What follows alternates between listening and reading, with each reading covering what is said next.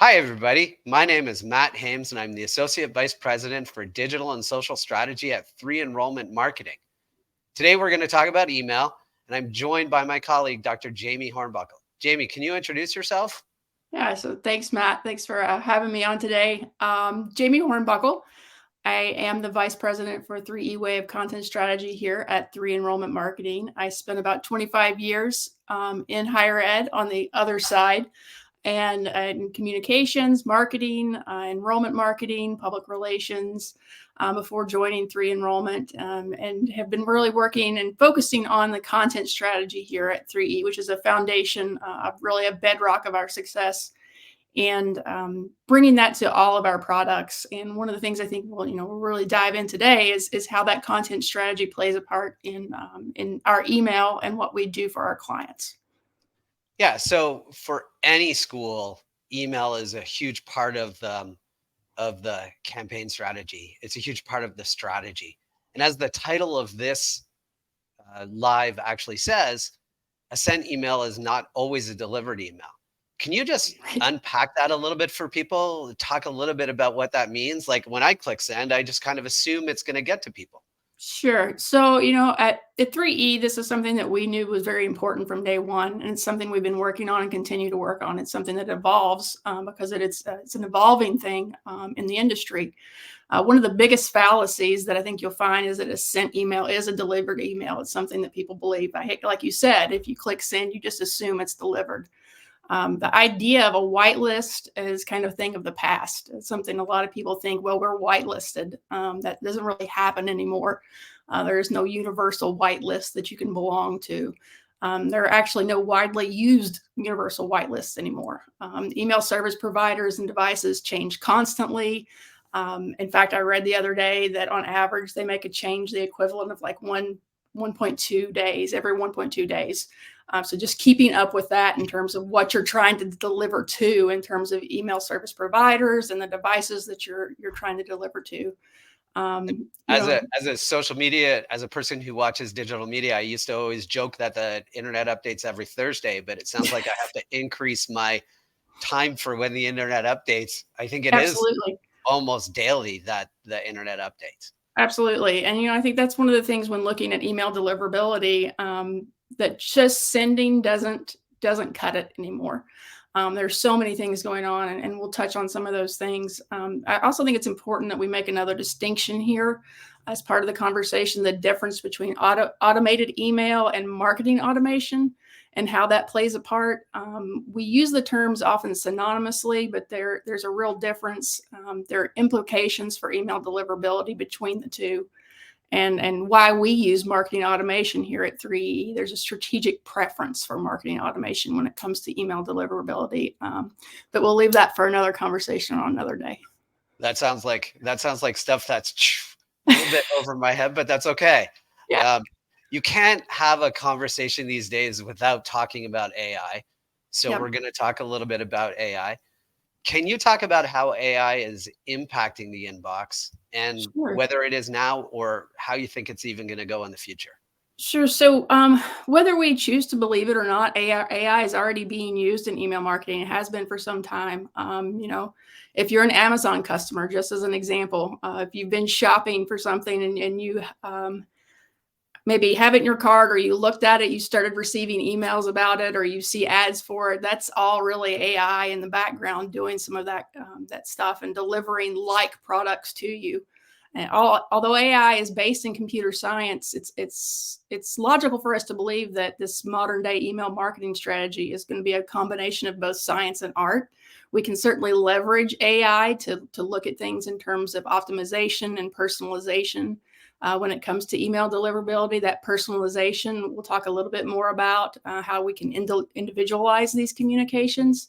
But there's going to be a lot of human intervention as part of that as well, making sure that we're checking on things when it comes to email deliverability, and making sure that the content is quality.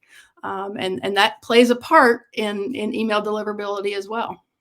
Right. So you sort of touched on this percent personalized. What are without giving away too much of the secret sauce? What are some of the things that get emails delivered? Sure. Well, we're talking a little bit when you talk about email deliverability. One of the things we'll hit on is a spam score. Yeah. And spam scores, they're looking for, and AI actually looks for a lot of this now. The algorithms that are checking for spam, when at least it used to be a little more technical.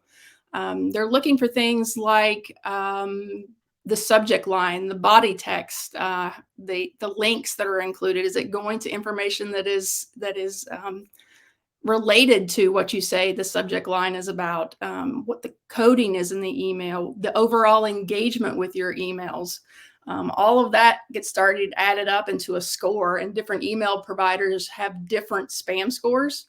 But in general, you're looking at wanting to keep your spam score pretty low, because you'll start getting kind of kicked out of the inbox. Not just, you're not getting in the promotions inbox, but the inbox as a whole. Yeah, that again, I relate everything to social platforms. Yep. So on Facebook, when Facebook advertising first jumped out, there was a score that you could actually see. So you could see a 10 or a 1, and a 10 meant that your ad and your ad target were not relevant. A score of 1 meant that you were very relevant, and a lot of that impacted how the delivery of your message was to the end user.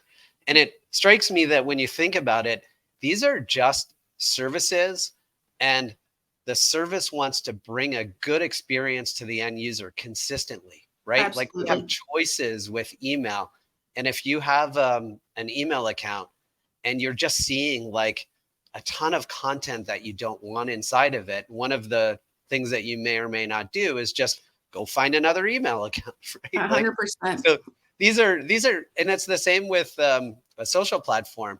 If your content is irrelevant to the end user, then it's on the service to say, no, we're not going to show that to them, because that could potentially cost us a user. 100%. So, I learned from you that there was a spam score, and it never connected to me that there would be a score, even though I lived in a world where both paid advertising and, I believe, organic content on social platforms is also scored in that same way. So they Yes. look at, is this going to be relevant to the end user? So that's 100%. really a spam. That's really what we're talking about. We're talking about, at its core, like, we do a bunch of things, that I don't fully understand, but at the end of the day, you're just trying to be relevant to the relevant person at the relevant time.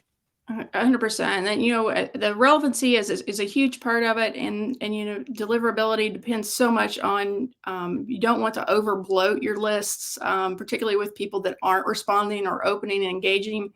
And open scores or click rates are one thing, but really that list needs to engage with your content, or you're going to find that spam score goes up. And so it's very important that you're looking at all of these factors. There's no one silver bullet to Right. making sure that you get in the inbox.